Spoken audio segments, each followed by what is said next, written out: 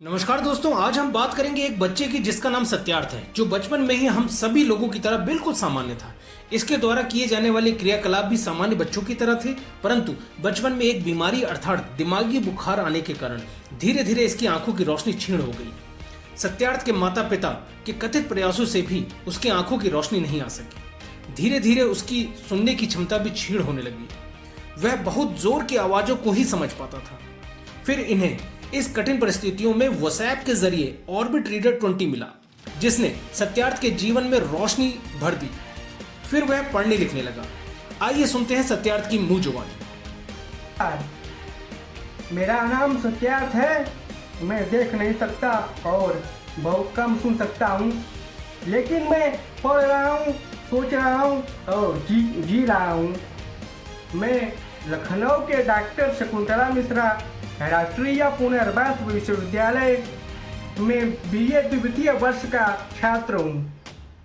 बचपन में मुझे सब दिखाई देता था, आवाज़ें सुनाई देती थीं, लेकिन एक बीमारी ने पहले मेरी आंखें और फिर मेरी सुनने की शक्ति भी छीन ली। एक समय ऐसा आया जब मेरे चारों ओर अंधेरा और खामोशी रह गई थी।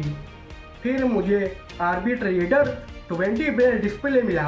वास्प की मदद से ऑर्बिट ने मुझे पढ़ने लिखने और बात करने की आज़ादी दी और मैं ऑर्बिट रीडर की सहायता से ब्रेल में पढ़ता हूँ, खुद नोट्स बनाता हूँ और व्हाट्सएप पर अपने माता पिता से बात करता हूँ। ऑर्बिट मेरा दोस्त है, मेरी किताब है और मेरी आवाज़ भी। धन्यवाद ऑर्बिट, धन्यवाद बॉस और धन्यवाद उन सभी को जो मुझे सुनते हैं। साथियों, सत्यार्थ के पिताजी की प्रतिक्रिया पर भी प्रकाश डालते हैं।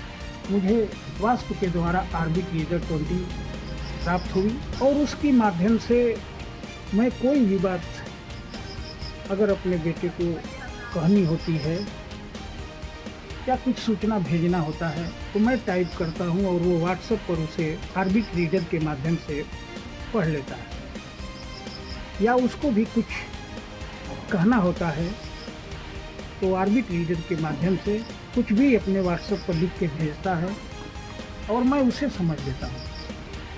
आज ऑर्बिट रीडर ने मेरा बेटा वापस लौटा दिया है। सत्यार्थ के जीवन में व्हाट्सएप के ऑर्बिट रीडर 20 की मदद से उसको उसका खोया जीवन वापस मिल गया है।